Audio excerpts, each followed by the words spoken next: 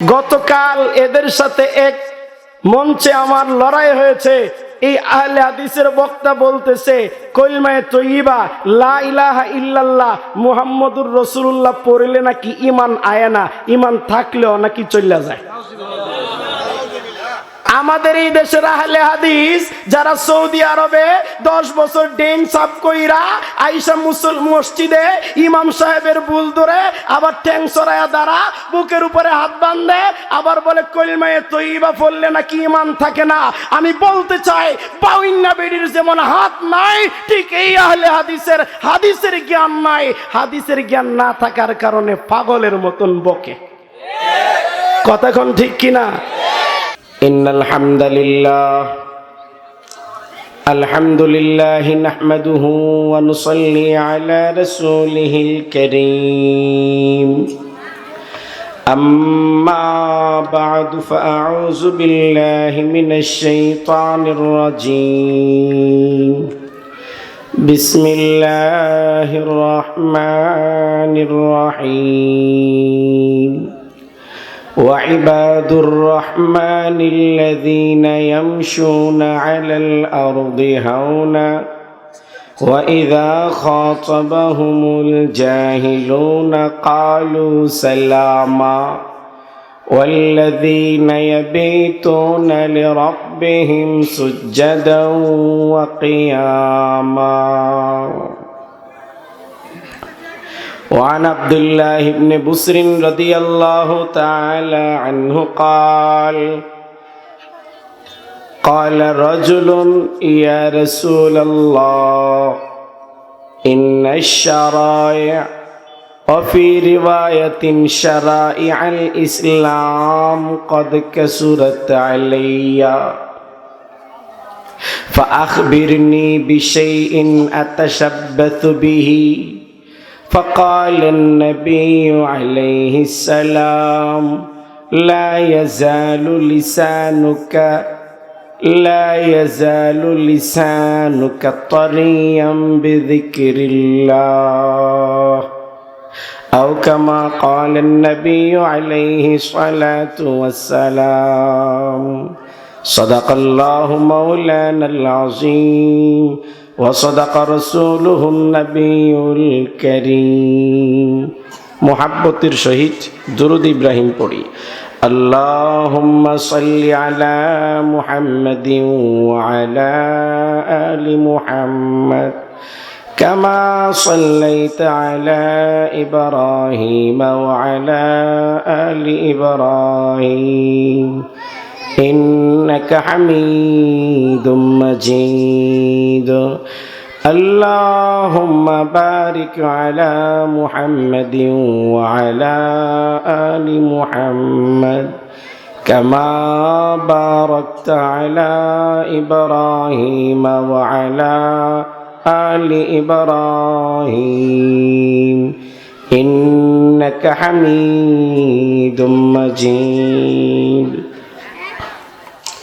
তিয়ারির চর পশ্চিম পাড়া নোরানি জামে মসজিদ ও মাদ্রাসায়ে নুরুল কোরআনের উদ্যোগে আয়োজিত আজকের পঞ্চম বার্ষিক ইসলামী মহাসম্মেলনের সম্মানিত সভাপতি, অন্যান্য অতিথি বৃন্দ, উলামায়ে কেরাম, মুরব্বিয়ানে আইজাম, যুবক ভাইরা, পর্দার অন্তরালে অবস্থানরত পরম শ্রদ্ধেয়া মা ও বোনেরা,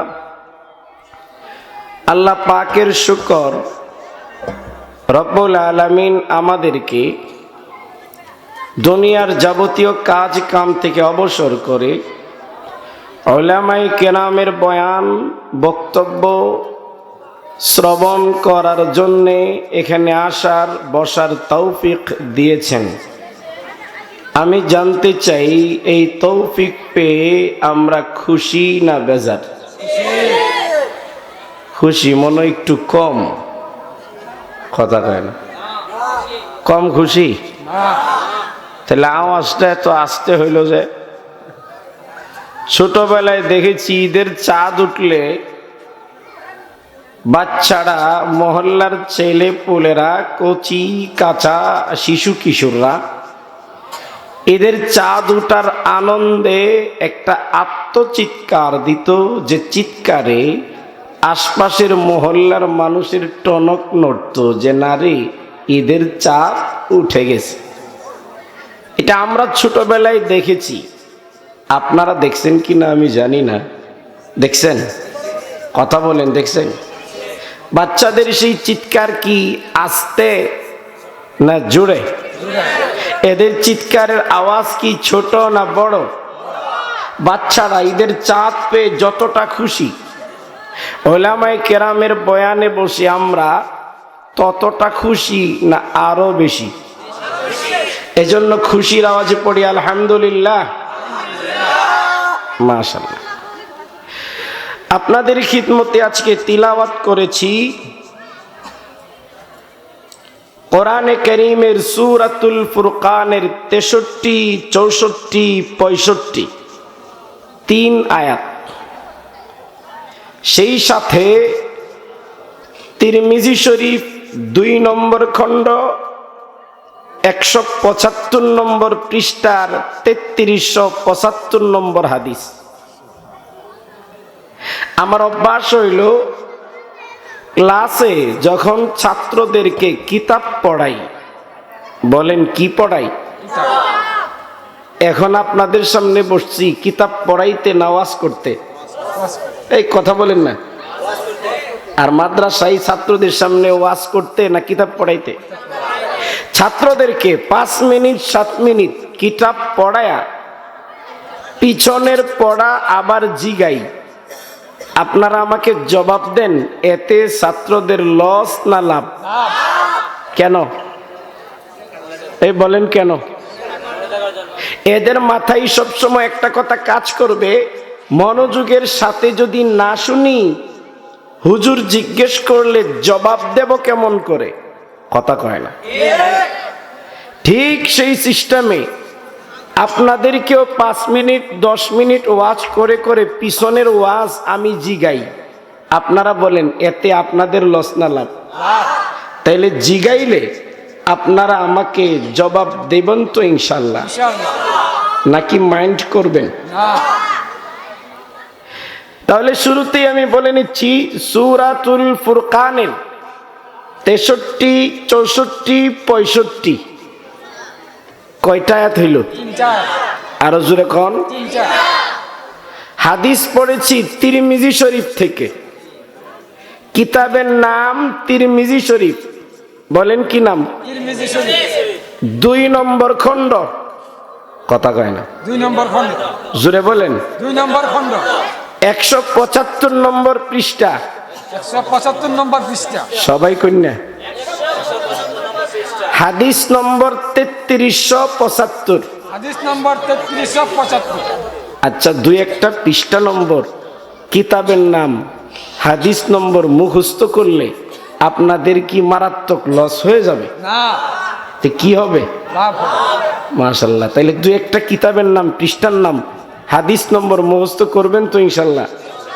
আল্লাহ তৌফিক দেন, বলেন আমিন। আমার তিলাওয়াতকৃত সূরাতুল ফুরকানের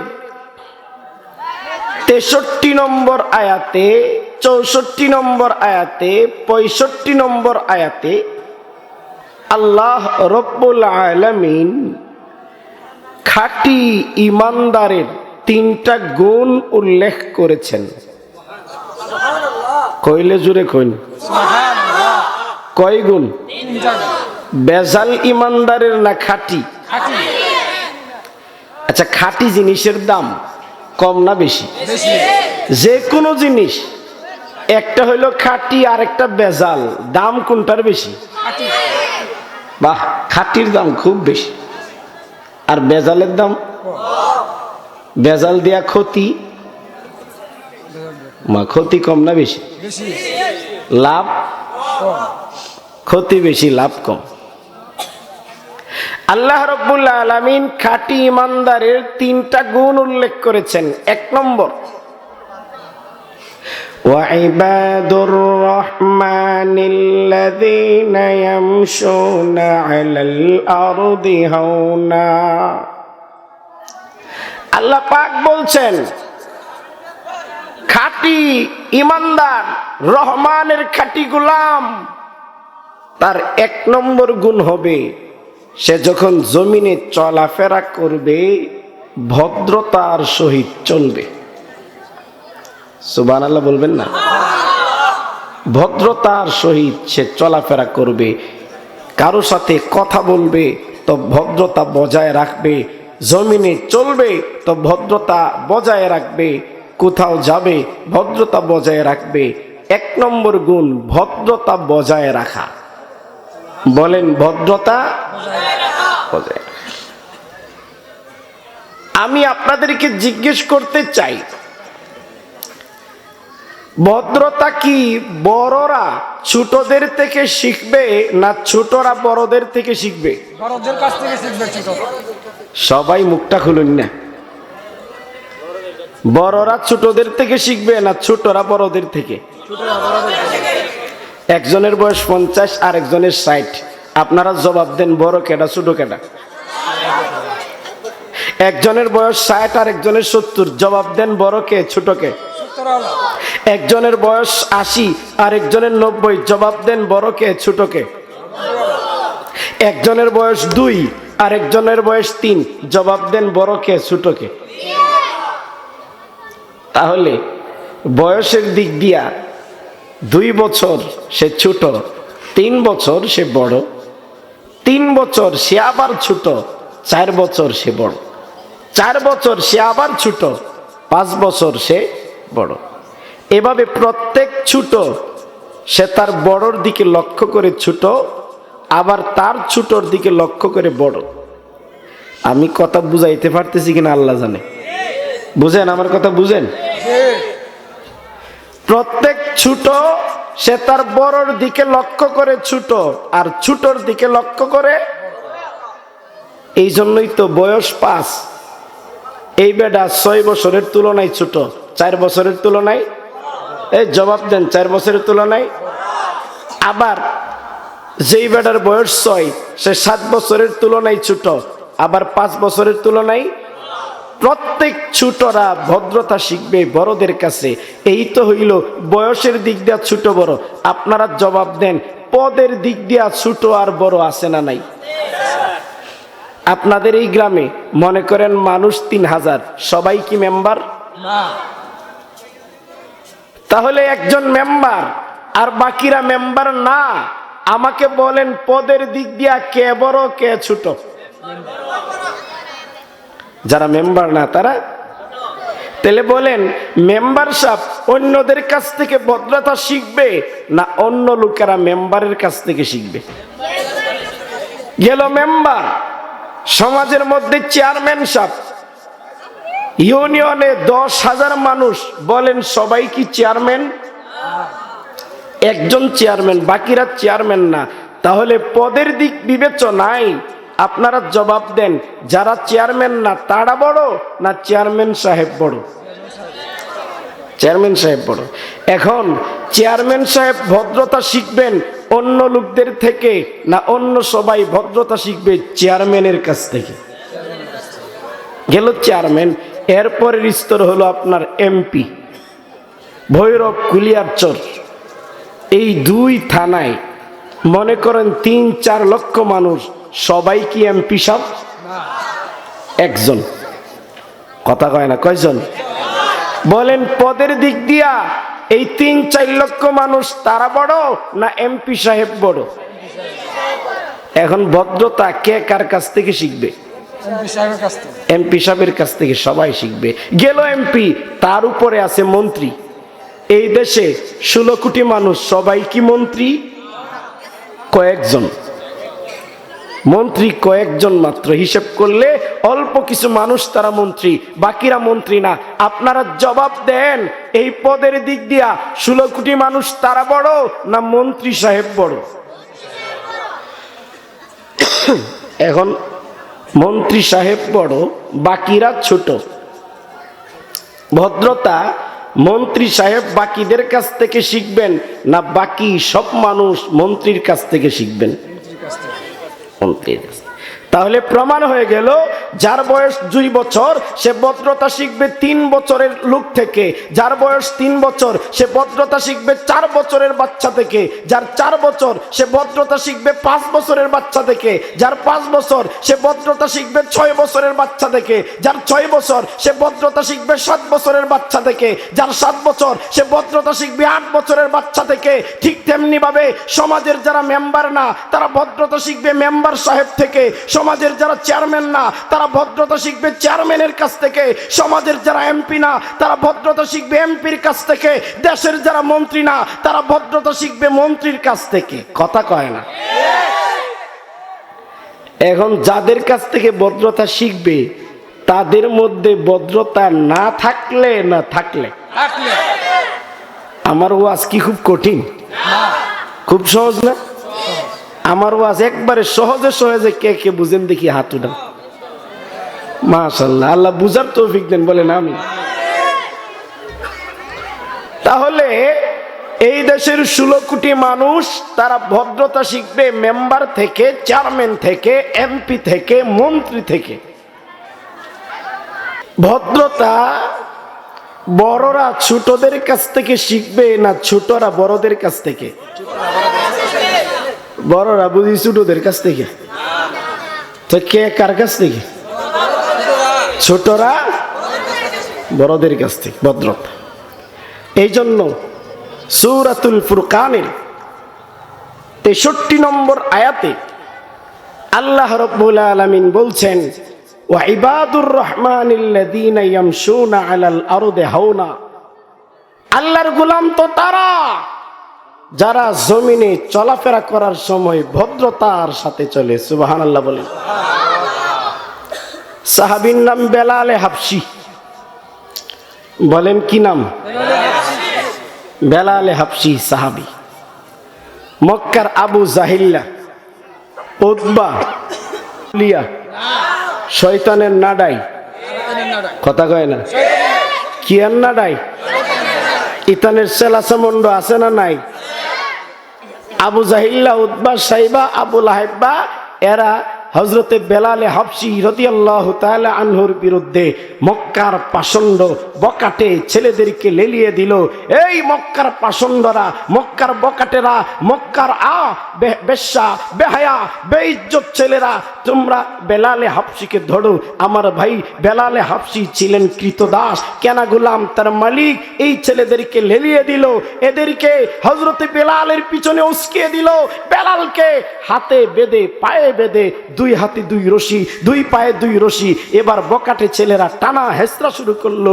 আমার ভাইয়েরা, মক্কার উত্তপ্ত বালুর মধ্যে, উত্তপ্ত কংক্রিট ভূমিতে, উত্তপ্ত পাথরে ভূমিতে বেলালকে টেনে টেনে তার গায়ের জামা ছিন্ন বিচ্ছিন্ন করে ফেললো।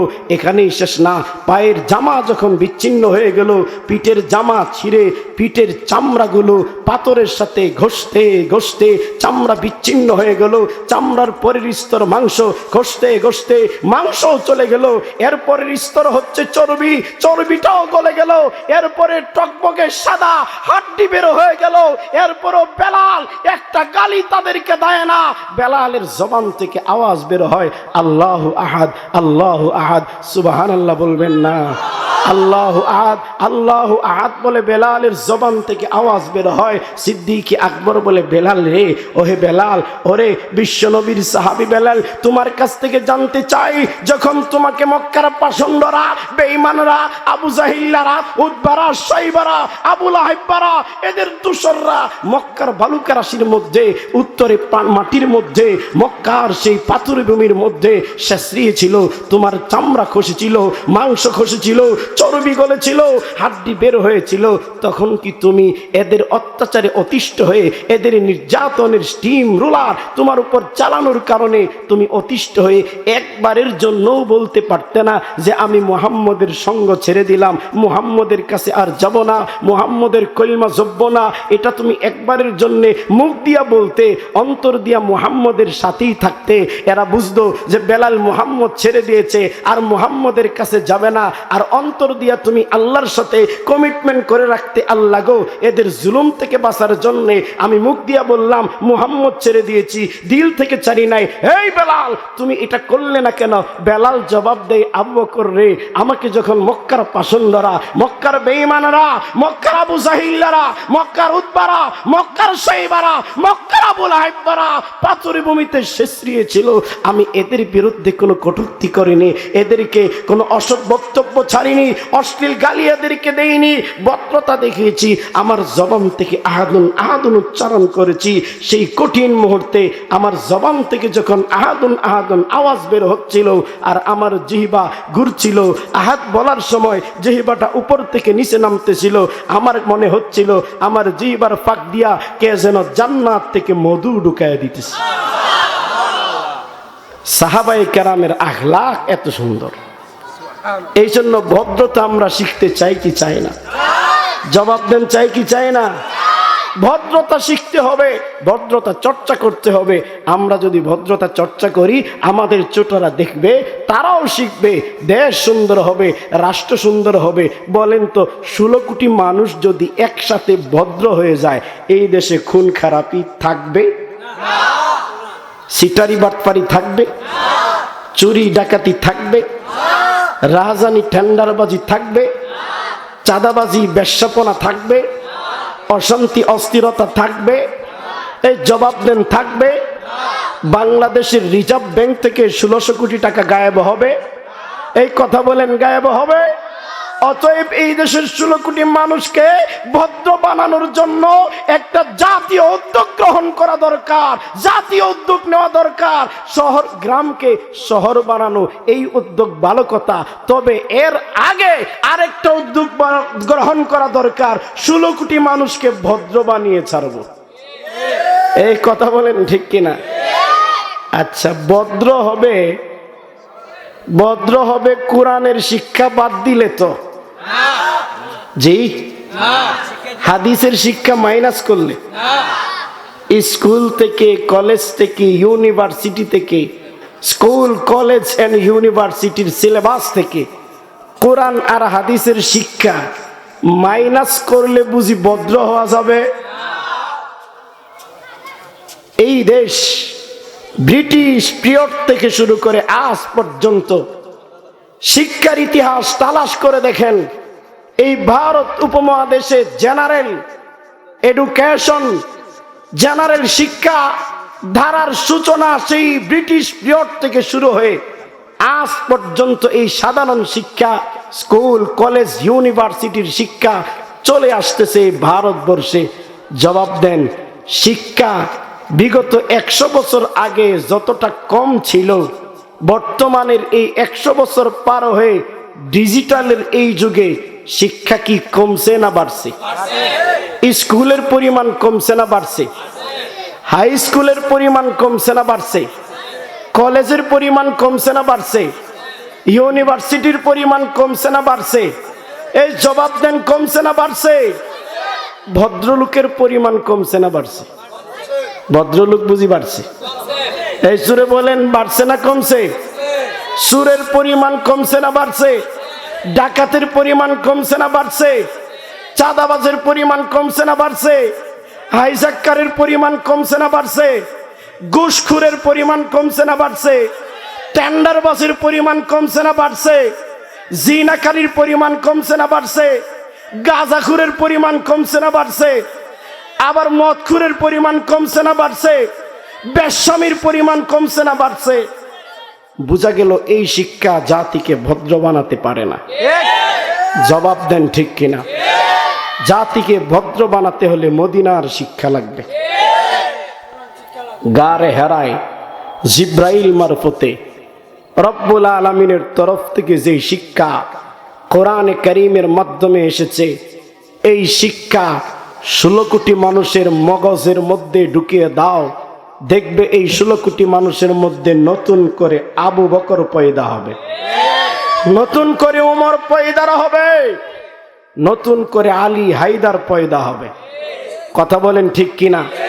16 কোটি মানুষের মেধায়, এদের মগজে, এদের সিলেবাসে, এদের স্কুলে, এদের হাই স্কুলে, এদের কলেজে, এদের ইউনিভার্সিটিতে কোরআনের শিক্ষা ঢুকিয়ে দাও, দেখবে চাঁদাবাজ বন্ধ হয়ে গেছে, টেন্ডার বন্ধ হয়ে গেছে, মানুষগুলো ভদ্র হয়ে গেছে।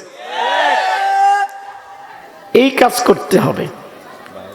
মাননীয় প্রধানমন্ত্রী দেশরত্ন বেগম শেখ হাসিনা, তার মন্ত্রী পরিষদ সরকার যেই উদ্যোগ গ্রহণ করছেন, প্রত্যেক স্কুলে 5 ওয়াক্ত নামাজ বাধ্যতামূলক।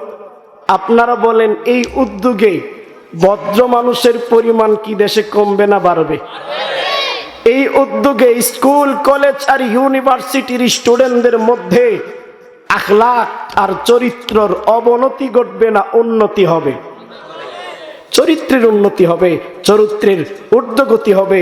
দেখবেন যদি এই দেশের স্কুল পড়ুয়ারা, কলেজ পড়ুয়ারা, এই দেশের ইউনিভার্সিটি পড়ুয়ারা, এই আপনার এই পূর্ব অঞ্চল, এই পুরা ওয়ার্ল্ডের আপনার ভারত অঞ্চলের যেটাকে অক্সফোর্ড বলা হয়, এই অক্সফোর্ডের নাম হলো ঢাকা ইউনিভার্সিটি। এই ঢাকা ইউনিভার্সিটির স্টুডেন্টরা, জগন্নাথের স্টুডেন্টরা, ডাকসু আর বাক্সুর স্টুডেন্টরা, এই পবিত্র বাংলার স্টুডেন্টরা, তাদের সিলেবাসে যদি কোরআন থাকে, তাদের সিলেবাসে যদি হাদিস থাকে, তাদের সিলেবাসে যদি আবু বকরের রচনা থাকে, উমরের জীবনী থাকে, আলীর জীবনী থাকে, হযরত উসমানের জীবনী থাকে, আবু হুরাইরার জীবনী থাকে, আবু বকরের জীবনী থাকে, বেলালে হাবশির জীবনী থাকে, আম্মারের জীবনী থাকে, সুহাইব রুমের জীবনী থাকে, খাব্বাব ইবনুল আরাতের জীবনী থাকে, সাহাবীদের জীবনী স্কুল, কলেজ আর ইউনিভার্সিটিতে যদি থাকে, তাহলে স্কুলের ছাত্ররা সাহাবীদের মতো হয়ে পবিত্র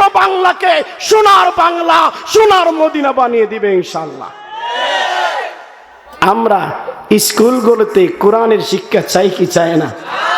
আল্লাহ পাক তৌফিক দেন, বলেন আমিন। দেশ ভদ্র হয়ে যাবে, এই দিকে আগান। কিন্তু এই চেষ্টা, এই নিয়ত, এই মানসিকতা আমাদের প্রধানমন্ত্রীর 100% আছে, এটা আমি বিশ্বাস করি। কথা কোন? কিন্তু বাস্তবায়ন করতে পারে না রাশেদ খান মেননদের জন্য। জবাব দেন। বাস্তবায়ন করতে পারে না হাসানুল হক ইনুদের জন্য। এর জবাব দেন, ঠিক কিনা? বাস্তবায়ন করতে পারে না কবির চৌধুরীদের জন্য। পবিত্র এই বাংলার মাটি, যেটা আউলিয়া কেরামের ঘাটি, শাহজালালের পবিত্র ভূমি, শাহপরানের পট্টভূমি, শাহজালাল শাহপরানের চোখের ভূমি, পানির ভূমি, শাহজালাল শাহপরানের জায়নামাজের জায়গা, এই জায়গায় কবির চৌধুরীরা, রাশেদ খান মেননেরা, হাসানুল কিনুরা থাকতে পারবে না, পারবে না, পারবে না, ঠিক কিনা বলেন? নারে তাকবীর, নারে তাকবীর, নাস্তিকদের আস্তানা, নারে তাকবীর। ইমানদারের 1 নম্বর গুণ হচ্ছে ভদ্র হওয়া। বলেন কি হওয়া?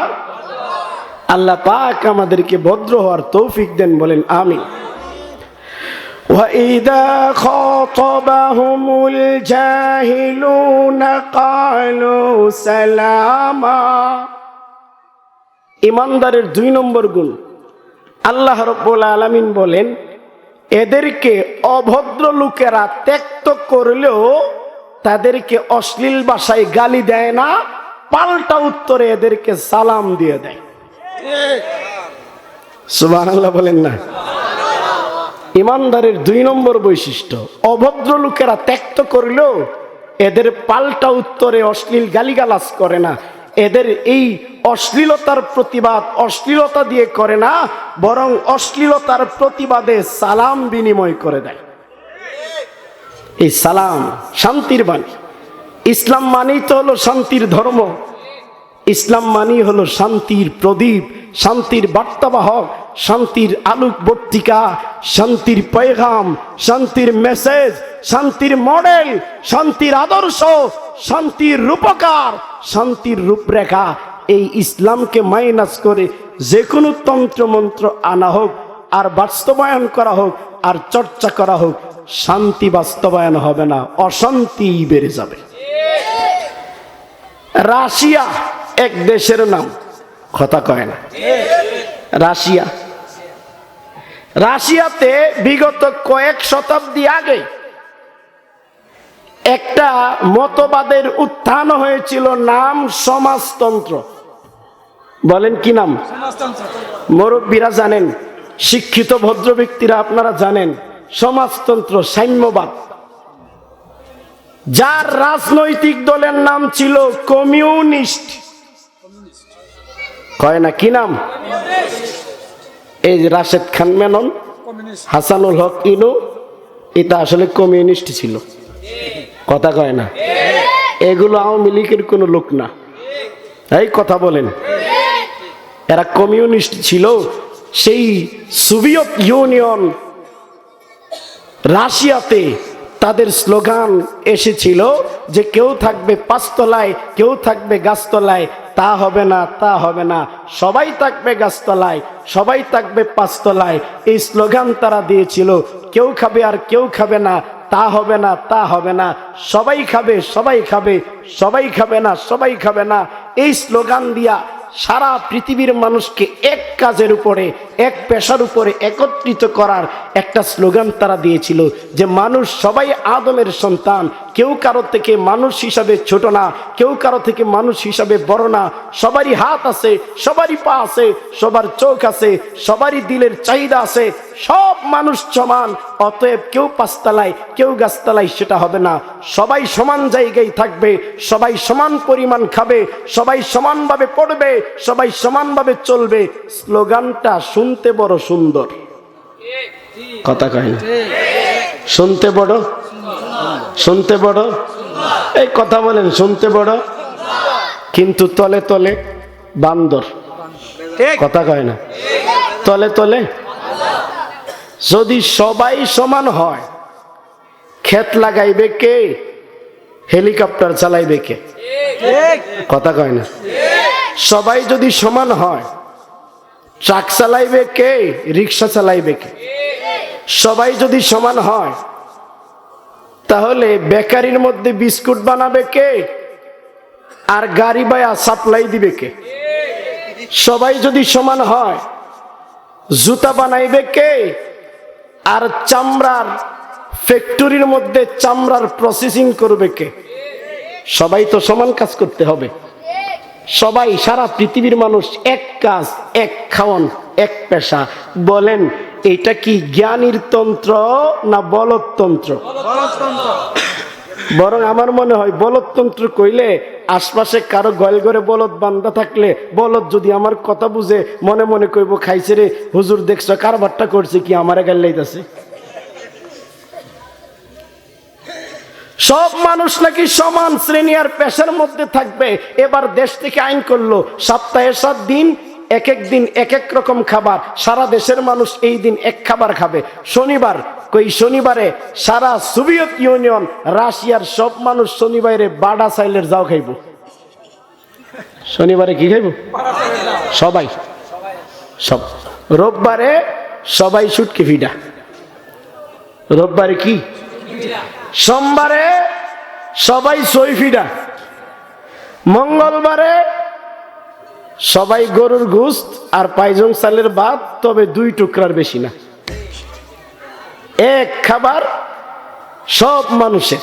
এখন দেখা গেল শনিবারে আপনার ঘরে মেহমান আসছে, বলেন মেহমান রে কি গোশত দিয়ে খাওয়ানো সম্ভব? কথা কয় না? গোশতের সিরিয়াল তো মঙ্গলবারে, মেহমান আইছে শনিবারে, গোশত পাইবেন কই? কোনো কসাইখানায় গরু জবাই করার অনুমতি নাই। জবাই মঙ্গলবারে করতে হবে, মঙ্গলবারে গোশত সাপ্লাই দিতে হবে, শনিবারে সবাই সমান খাবে।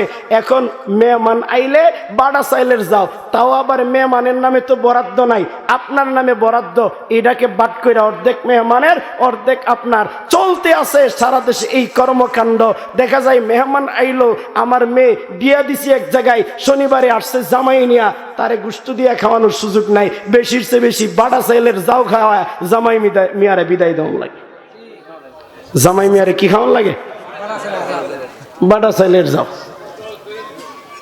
সারা পৃথিবীতে তারা এই আদর্শ বাস্তবায়ন করার নিয়ত করলো আর বলল কি সম্পদের মালিক কোনো লোক না, সব সম্পদের মালিক হইল সরকার। সরকারে এক একজন মানুষকে এক একটা কাজে ভাগ বন্টন করে দিবে, কারো ব্যক্তিগত কোনো সম্পদ হবে না। তৎকালীন রাশিয়ার মধ্যে শিল্পপতি ছিল 3.5 লক্ষ। জোরে বলেন কয় লক্ষ? জমিদার, শিল্পপতি, ফ্যাক্টরি মালিক, শিল্প কারখানার মালিক, কলকারখানার মালিক, এই 3.5 লক্ষ শিল্পপতি। এরা বলে আমরা এত বিশাল বিশাল ফ্যাক্টরি, এত বিশাল বড় শিল্প কারখানা আমরা গড়েছি, আমাদের মাথার গাম পায়ে ফেলে এখন কি এইগুলো সরকারের হাতে দিয়ে দিতে হবে? দেব না। এখন তারা করলো কি, সারা রাশিয়ার মধ্যে লিস্ট করলো কতজন শিল্পপতি আছে, লিস্ট করে দেখে 3.5 লাখ। ইতানে দিবে না, এদের সম্পত্তি, এদের শিল্প কারখানা সরকারকে দিবে না। এক রাইতে 3.5 লক্ষকে জবাই করে ফিনিশ। নাউজুবিল্লাহ বলেন না? 3.5 লক্ষ এক রাইতে জবাই। সকালবেলা রাশিয়ার আকাশ দিয়া কাকে খালি কা কা কা। কেউ কাকে কা কা করে কেন? কথা কয় না। রাইতে 3.5 লক্ষ শিল্পপতিকে জবাই। সকালবেলা আসমানে কাউয়া কা কা করে কেন? এই রাতে যে জবাই হয়েছে, সারা রাশিয়ার আসমানে কাকের কাকা। এই একটা অবস্থা রাশিয়ার মধ্যে শুরু হয়ে গেল। রাশিয়ার মানুষরা দেখলো কিরে, আমাদেরকে তো স্লোগান দিয়েছিল আমাদের মধ্যে সাম্য, শান্তি, সম্প্রীতি সৃষ্টি করবে। আমরা ছিলাম গরিব, আমাদেরকে এই গরিবের কষ্ট থেকে রেহাই দেওয়ার জন্যই তো সমাজতন্ত্র আর কমিউনিস্টের আবিষ্কার হয়েছিল। কিন্তু এখন দেখা যায় আগে গরিব হইলেও তো শনিবারে জিয়ার জামাই আসলে বাজারতে গুস্ত কিনে আনতে পারতাম। এখন তো দেখা যায় সেটাও পারি না। বাটা চাইলের যাও খাওয়া জামাইয়ের বিদায় দেওয়ার লাগে। তাহলে আগের গরিব ছিলাম তাই ভালো ছিলাম, এখন এই কমিউনিস্ট বাস্তবায়ন হয়ে তো গরিবের চেয়েও আরো গরিব হইলাম। কথা কয় না? আমি মনে বুঝাইতে পারতেছি না। এখন সারা রাশিয়াতে আন্দোলন শুরু হয়ে গেল যে ব্যাপারটা কি, আমাদেরকে কার্ল মার্কস, লেনিন, স্টালিন আর নৌসেতুংয়েরা স্লোগান দিয়েছিল কেউ গাছতলায়, কেউ পাঁচতলায়। তা হবে না, তা হবে না, সবাইকে একসাথে রাখবো, এক পাল্লাই মাপবো, একরকম খাবার দিব, করতে পাবে। সেটা তো হয় না, বরং আমরা এখন আমাদের ইজ্জত নিয়েই চলতে পারতেছি না। না না, আর কমিউনিস্ট মানবো না, কমিউনিস্টকে ভেঙে দাও, গণতন্ত্রকে নিয়ে আসো, কমিউনিস্ট নিপাক যাক, গণতন্ত্রের শুভাগমন। এই স্লোগান দিয়া কমিউনিস্টের জায়গায় নিয়ে আসলো গণতন্ত্র, যেটা বর্তমানে চলতেছে। এখন আপনারা বলেন, এই কমিউনিস্ট যারা ছিল এদের বিশ্বাস ছিল আল্লাহ কিছুই করতে পারে না, সব বন্দার কামাই। নাউজুবিল্লাহ কইলে জুড়ে খুন। এদের স্লোগান ছিল আল্লাহ কিছুই করতে পারে না, সব বান্দার কামাই। কিন্তু বলেন এই কমিউনিস্ট কি পৃথিবীতে ঠিকছে? টেকসই হয়েছে? ভেঙ্গে টুকরো টুকরো হয়ে গেছে। তবে একটা গরুর লেদা, বলেন কি এর লেদা, এটার উপরে যদি ছাই বুঝেন তো, ভাত তরকারি পাক করলে চুলার ভিতরে ছাই জমে, এক টাল ছাই গরুর লেদার উপরে যদি দেন, দুর্গন্ধ নগদে বের হবে না। কিন্তু আসমানতে বৃষ্টি যদি মুষলধারে পড়ে, বলেন গরুর লেদা কি এখনো ঢাকা থাকবে না ফাঁস হবে? দুর্গন্ধ এখনো ঢাকা থাকবে না ফাঁস হয়ে যাবে? এই যে রাশেদ খান মেনন আর হাসানুল হক ইনোরা ছিল কমিউনিস্ট, এদের বিশ্বাস ছিল আল্লাহ কিছুই করতে পারে না, সব বন্দার কামাই। এখন যেহেতু কমিউনিস্ট নাই, বাধ্য হইয়া তারা আশ্রয় নিয়া হয়েছে মন্ত্রী আর এমপি। কিন্তু মাঝে মধ্যে এদের দিলের ভিতরে কমিউনিস্টের যেই গরুর লেদা, সেই গরুর লেদা মাঝে মধ্যে ফাঁস হয়ে যায়। কথা কোন ঠিক কিনা? গরুর লেদা নিয়ে শাহজালালের দেশে থাকা যাবে না। কথা কোন? গরুর লেদা নিয়ে শাহপরানের দেশে থাকা যাবে না। গরুর লেদা নিয়ে আল্লামা আহমদ শফির দেশে থাকা যাবে না, কারণ এই দেশ ইঞ্চি ইঞ্চি মাটি, এখানে তসবির আওয়াজ আছে, জাই নামাজ আছে, চোখের পানি আছে, শাহজালালের কান্না আছে, শাহপরানের কান্না আছে, মুয়াজ্জিনের আজান আছে, কওমি মাদ্রাসার কচি কাঁচা বাচ্চাদের কোরআনের তিলাওয়াত আছে। এই দেশে কোরআনের বিরুদ্ধে যায়া, আহমদ শফির বিরুদ্ধে যায়া মানবে না, এই দেশের মানুষ ছাড়বে না। থাকে চিল্লাই এখন, ঠিক কিনা? নারে তাকবীর, নারে তাকবীর। আল কোরআনের আলো, আল কোরআনের আলো, নারে তাকবীর। আল্লাহ পাক তৌফিক নসিব করেন, বলেন আমিন। এই জন্য খাঁটি ইমানদার হওয়ার দরকার আছে না নাই? জোরে বলেন, আছে না নাই? বিশ্বনবী আলাইহিস সালাম বলছেন, উম্মত 5টা আমল তুমি করবা, খাঁটি ইমানদার হয়ে যাইবা। আমি জিজ্ঞেস করতে চাই, 5 আমল আজকে আপনাদের সামনে এই মুহূর্তে আমি বলে দিব, আপনারা শুনতে রাজি? দেখি কে কে রাজি, আমল করতে রাজি? জোরে বলেন, আমল করতে রাজি? আল্লাহ তৌফিক দেন, জোরে বলেন আমিন। হাত নামান, 5 আমল। জোরে কোন কয় আমল? 1 নম্বর, عن أبي هريرة رضي الله تعالى عنه قال قال النبي عليه الصلاة والسلام من يأخذ عني هؤلاء الكلمات فيعمل بهن أو يعلم من يعمل بهن. فقال أبو هريرة قلت أنا يا رسول الله. فقال اتق المحارم تكن أعبد الناس وارض بما قسم الله لك تكن أغنى الناس وتحب لنفسك ما تحب لغيرك تكن مسلما وتحسن إلى جارك تكن مؤمنا ولا تكسر الضحك فإن كسرة الضحك تميت القلوب. চিল্লাইয়া কোন সুবহানাল্লাহ। 5 আমল, কয় আমল? খাঁটি ইমানদার হওয়ার 5 আমল, আমলের ওয়াজ। 1 নম্বর, হারাম ছেড়ে দাও। বলেন কি ছেড়ে দাও? নবীজি বলেন, হারাম ছাড়বা যেদিন তুমি আল্লাহর হাতে হাত রেখে, আল্লাহর পায়ে কপাল রেখে, আল্লাহর পায়ে চোখের পানি ছেড়ে বলবা, মালিক জিন্দেগিতে বহুত করেছি, আর কোনো হারাম কাজ করব না। নবী বলেন, সেই দিন তোর নামে আল্লাহ পাক লিখে দিবে তুই জগৎ বিখ্যাত ওলি। হারাম ছাড়বো তো? হারাম ছাড়বো তো? ভারতের একজন প্রেসিডেন্ট, নাম ছিল শামসুদ্দিন আলতামাস। শামসুদ্দিন আলতামাস, শামসুদ্দিন আলতামাস জিন্দেগির প্রথমে তিনি ছিলেন কমিউনিস্ট বিশ্বাসী। কথা খালি এমনি যায়, নাউজুবিল্লাহ কোন না মুরব্বি কোন ডাইভার্ট করে লেগে। শামসুদ্দিন আলতামাস যখন কমিউনিস্ট ছিলেন, বলেন মৌলবীদেরকে মোহাব্বত করতো না ঘৃণা করতো? একদিন বিনোদনের জন্য নদীর দিকে যাইতেছে। কোন দিকে যাইতেছে? রাস্তায় দেখে মৌলবীরা গাট্টি মাথায় লইয়া রাস্তার মানুষদেরকে সালাম শিখায়। সুবহানাল্লাহ কইতেন না? আসসালামু আলাইকুম ওয়া রাহমাতুল্লাহ, সালাম শিখায়। এইবার শামসুদ্দিন আলতামাস তো হইল কমিউনিস্ট, আল্লাহ খুদাই বিশ্বাসী না। মৌলবীর এই সালাম শিখানো দেখা অট্ট হাসিতে পাইটা পড়ছে। মৌলবীর আর খায়া কাম নাই, খালি সালাম আলী।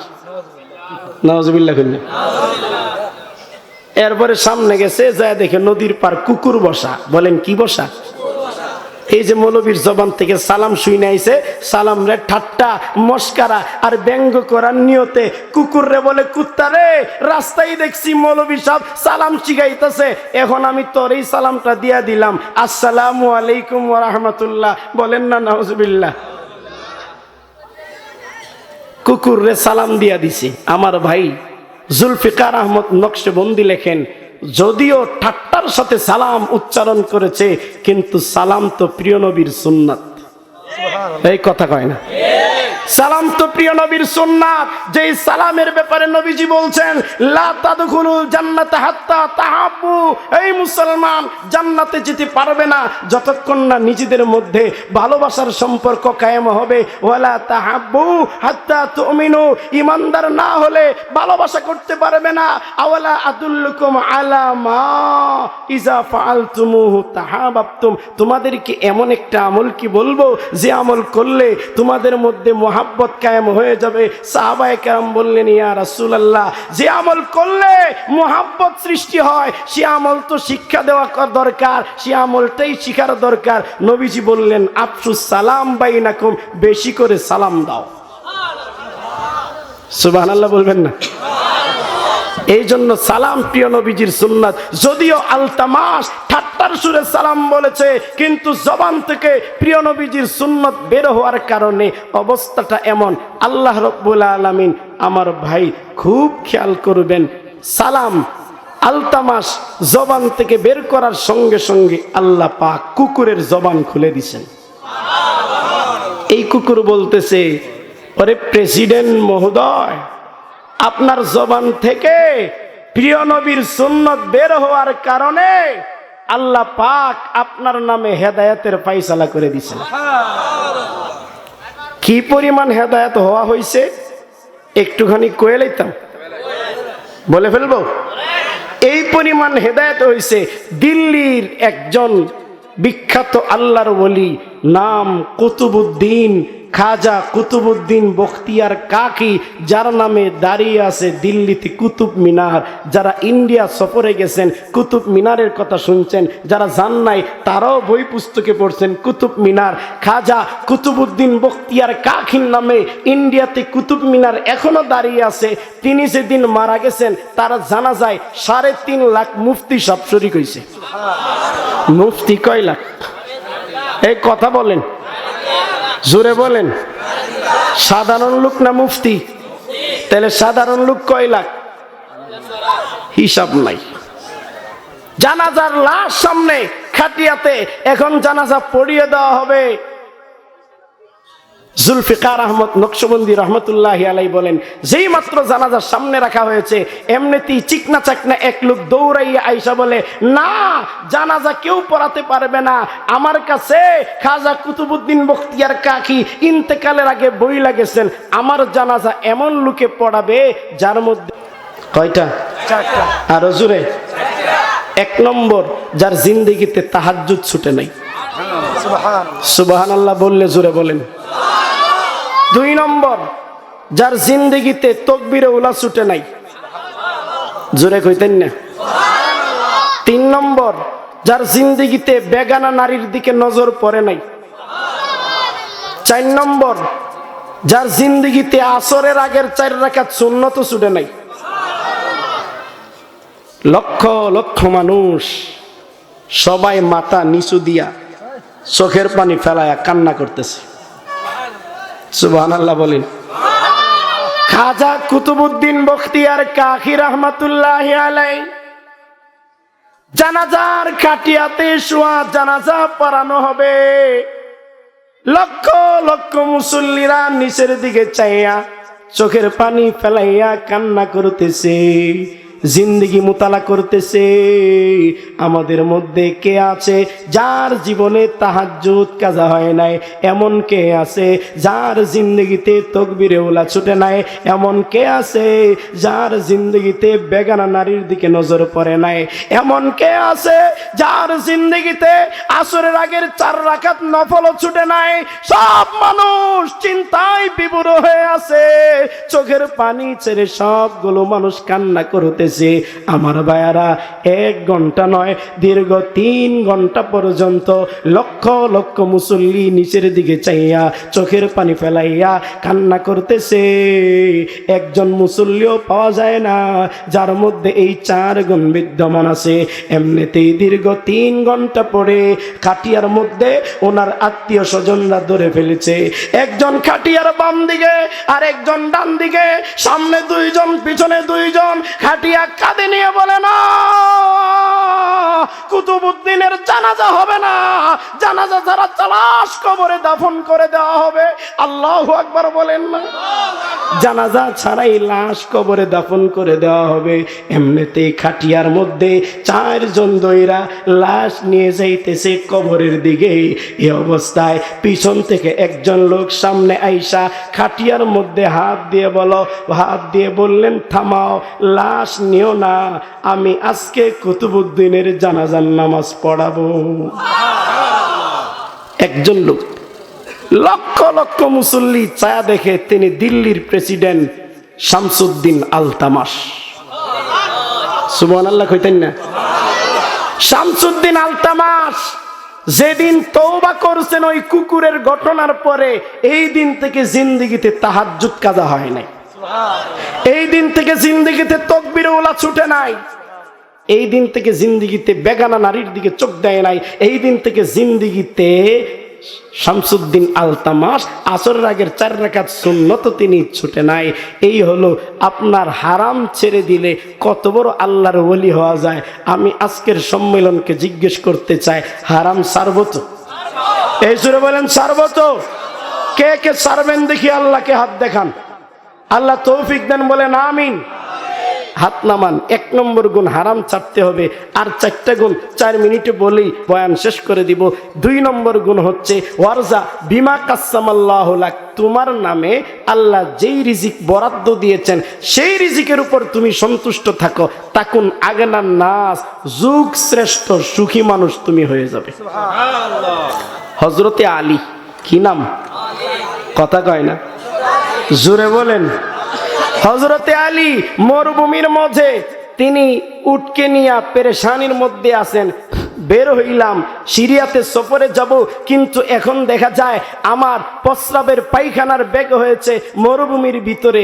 এই অবস্থায় উটটাকে রাইখা যদি পায়খানা করতে যায়, এই হালতে উট যদি বেগে যায়, তাইলে তো আমি মরবো। খাওয়ান ছাড়া, পানি ছাড়া। চতুর্দিকে তালাশ করে দেখে একজন আপনার ছাগলের রাখাল। এরে ভাই, ছাগলের রাখাল, আমার পায়খানার বেগ হয়েছে, তোমার কাছে আমার উটটা দিয়া 5 মিনিটের জন্য আমি পায়খানা করতে যাব, আমার উটটাকে একটু দেখো। আমার বায়ারা পায়খানা কইরা আইসা দেখে এই রাখালও নাই, উটের পিঠে একটা গদ্দি ছিল, গদ্দিও নাই, বুঝতে আর বাকি নাই, গদ্দি নিয়ে রাখাল বাগছে। কথা কয় না? এই কথা বলেন ঠিক কিনা? এবার উট নিয়ে ছুটছে বাজারের দিকে, গদ্দি কিনতে হবে, গদ্দি ছাড়া উটের উপর বসা যায় না। আমার ভাইয়ারা বাজারের মধ্যে যায় দেখে ওনার উটের উপরে সেই গদ্দি, ঠিক সেই গদ্দি দোকানের মধ্যে লাগানো। এই ভাই গদ্দি বেচবা? বলে বিক্রি করব। কত টাকা? বলে 500 দিরহাম, সাথে আরো 5 দিরহাম দিবেন, 505 দিরহাম দিলেই বিক্রি করব। কি না নিছেন? এবার বলে বাইরে, তোর কাছে একটা আমার প্রশ্ন, জানতে চাই এই গদি তুমি কোত্থেকে পাইলে? বলে হযরত, একটু আগে একজন ছাগলের রাখাল গদ্দি আমার কাছে 500 দিরহামে বিক্রি করে গেছে। হযরতে আলী সাথে সাথে সেজদায় পড়ে গেছে। সুবহানাল্লাহ। সেজদায় পড়ে কান্না করে আর বলে, মালিক তোমার কারিশমা বোঝা যায় না। আমি যখন রাখালের হাতে উটটা সঁপে দিয়েছিলাম, আমার মনে মনে নিয়ত ছিল পায়খানা কইরা আইসা রাখাল গরিব মানুষ, তাকে 500 দিরহাম হাদিয়া দিব। কিন্তু এই রাখাল 5 মিনিট ধৈর্য ধরতে পারে নাই। ধৈর্য না ধইরা আমার উটের গদ্দি নিয়া বাইগা উটের গদ্দি বিক্রি কইরা 500 টাকাই তো পাইলো। আমিও তারে 500 টাকাই দিতাম, তবে আমার টাকা পাইতো হালাল তরিকায়, এখন পাইছে হারাম তরিকায়। কথা বলেন? এই জন্য আল্লাহর রিজিকের উপর সন্তুষ্ট থাকতে চাই কি চায় না? গেল 2 নম্বর। 3 নম্বর, ওয়াতুহসিন ইলা জারিক তাকুম মুমিনা। নবী বলেন প্রতিবেশীর সাথে তুমি সুন্দর ব্যবহার করবে, আল্লাহ পাক তোমাকে যুগ শ্রেষ্ঠ ইমানদার বানায় দিবেন। প্রতিবেশীর সাথে সুন্দর ব্যবহার করতে চাই কি চাই না? আল্লাহ তৌফিক দেন, বলেন আমিন। ব্যাখ্যা করার টাইম নাই, জোরে বলেন কি নাই? 4 নম্বর,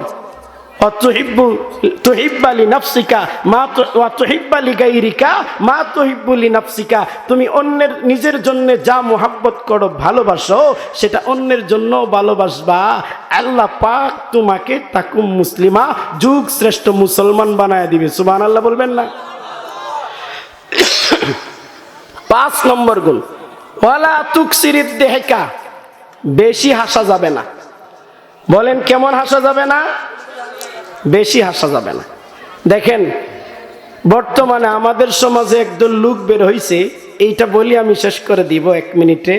এদের নাম বলার আগে কামটা বললে নেই। কাম হইল নামাজে ঠ্যাং চড়ায়া দ্বারা বুকের উপরে হাত বান্ধে 14 বছর সৌদি আরবে ডেন সাপ কইরা মসজিদের ইমাম রায়া ভুল ধরে, নাম আহলে হাদিস। কথা কয় না? এই জুড়ে বলেন ঠিক কিনা? গতকাল এদের সাথে এক মঞ্চে আমার লড়াই হয়েছে।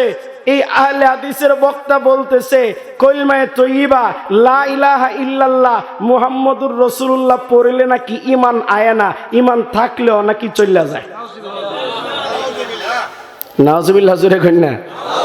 কেন? হে দলিল দে দুইটা। কয়টা দলিল দে? 1 নম্বর কলিমায়ে তয়্যিবা কোনো হাদিসে নাই। জোরে কই না? কলিমায়ে তয়্যিবা নাকি কোনো হাদিসে নাই।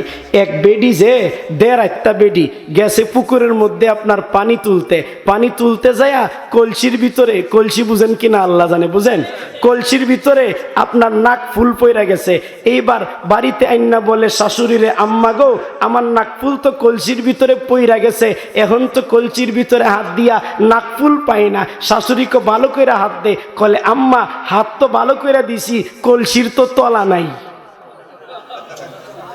আসলে তলা নাই? কথা কয় না? আসলে তলা নাই?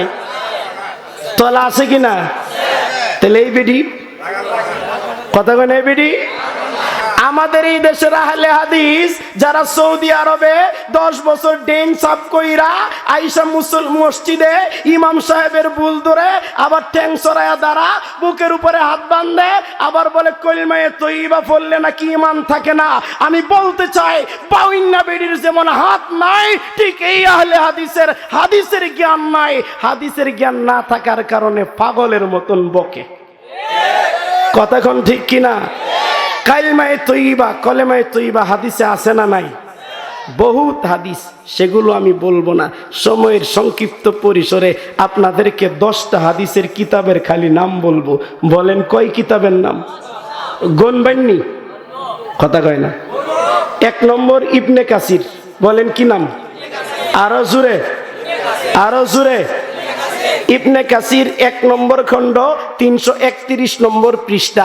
সেখানে আছে কোরআনের আয়াত, ওয়া আলজামাহুম কলিমাতাত তাকওয়া ওয়া কানু আহাক্কা বিহা ওয়া আহলাহা ওয়া হিয়া লা ইলাহা ইল্লাল্লাহ মুহাম্মাদুর রাসূলুল্লাহ। আল্লাহ বলেন সাহাবীদের দিলে তাকওয়ার বাণীকে আমি মজবুত করে দিলাম। নবী বলেন তাকওয়ার বাণী হইল লা ইলাহা ইল্লাল্লাহু মুহাম্মাদুর রাসূলুল্লাহ। চিল্লাইয়া বলেন সাল্লাল্লাহু আলাইহি ওয়াসাল্লাম। 2 নম্বর দলিলের নাম হইল রুহুল মাআনি। জুড়ে বলেন রুহুল মাআনি। 11 নম্বর খণ্ড 292 নম্বর পৃষ্ঠা। এখানে আছে নবীজি আলাইহিস সালাম বলেন আমাকে আল্লাহ জান্নাতের ভিতরে নিয়ে গেছেন। জান্নাতের ভিতরে যায় দেখি জান্নাতের চতুর্দিকের দেয়ালে লেখা লা ইলাহা ইল্লাল্লাহু মুহাম্মাদুর রাসূলুল্লাহ। চিল্লাইয়া বলেন না সুবহানাল্লাহ। 3 নম্বর দলিল, 3 নম্বর নাম হইল কুরতুবী। জোরে বলেন কি নাম? কুরতুবী শরীফ আপনার 16 নম্বর খণ্ড 190 নম্বর পৃষ্ঠা। 4 নম্বর দলিল তবারি, তফসিরে তবারির 11 নম্বর খণ্ড 365 নম্বর পৃষ্ঠা। 5 নম্বর দলিল হইল তফসিরে বাগাবির 11 নম্বর খণ্ড 221 নম্বর পৃষ্ঠা। 6 নম্বর দলিল হইল জামিউস সগীর 1 নম্বর খণ্ড 187 নম্বর পৃষ্ঠা। চিল্লাইয়া বলেন কয় নম্বর পৃষ্ঠা? 187 নম্বর পৃষ্ঠা। এরপরে আপনার 8 নম্বর দলিল তাফসীরে বাইহাকি 131 নম্বর পৃষ্ঠা। 9 নম্বর দলিল মুস্তাদরাকে হাকিম 3 নম্বর খণ্ড 121 নম্বর পৃষ্ঠা। 10 নম্বর দলিল কানজুল উম্মাল 1 নম্বর খণ্ড 56 নম্বর পৃষ্ঠা। 11 নম্বর দলিল হইল জিয়াউল কারি 14 নম্বর পৃষ্ঠা। এই সবগুলোর মধ্যে আছে ইসলামের বাণী কলিমায়ে তয়্যিবা। চিল্লাইয়া বলেন লা ইলাহা ইল্লাল্লাহ মুহাম্মাদুর রাসূলুল্লাহ। এবার আমাকে জবাব দেন কলিমায়ে তয়্যিবা হাদিসে আছে না নাই? আছে। আরো আস্তে কই, আরো জোরে বলেন আছে না নাই? কলিমায়ে তয়্যিবার ব্যাপারে আমরা তাফসীরের কিতাব থেকে দলিল দিলাম, ইবনে কাসির থেকে দলিল দিলাম, রুহুল মানি থেকে দলিল দিলাম, তবারি থেকে দলিল দিলাম, বাগাবী থেকে দলিল দিলাম, বাইহাকি থেকে দলিল দিলাম, কানজুল উম্মাল থেকে দলিল দিলাম, ইবনে কাসির থেকে দলিল দিলাম, একটা না দুইটা না 10টা দলিল দিলাম কলিমায়ে তয়্যিবার ব্যাপারে। এরপরেও যারা কলিমায়ে তয়্যিবাকে মানতে চায় না, আমি পরিষ্কার বলতে চাই এদেরকে এই দলিল দেয়া হবে না, হাদিসের দলিল দেয়া হবে না, তাফসীরের দলিল দেয়া হবে না, এদেরকে আরেকটা দলিল দিতে হবে। ওই দলিলের নাম হইল বরাকবাসের মুতা, বরাকবাসের মুতা, বরাকবাসের মুতা। চিল্লাই এখন থেকে নারে তাকবীর, নারে তাকবীর, আল কোরআনের শত্রুরা নারে তাকবীর। 5 আমল করব তো ইনশাআল্লাহ, 5 নম্বর বেশি হাসবো না। তাহলে আপনাদের সামনে তিলাওয়াত করেছিলাম সূরাতুল ফুরকানের 63, 64, 65 3 আয়াত, আর তিরমিজি শরীফ 2 নম্বর খণ্ড 175 নম্বর পৃষ্ঠার 3375 নম্বর হাদিস। এই কথা কয় না, ঠিক কিনা? এর আলোকে যে আলোচনাগুলো হয়েছে, আল্লাহ পাক আমাকে আপনাদেরকে বুঝার আমল করার তৌফিক দেন। চিল্লাইয়া বলেন আমিন। ওয়া মা আলাইনা ইল্লাল বালাগ। ওয়াসসালামু আলাইকুম ওয়া রাহমাতুল্লাহ।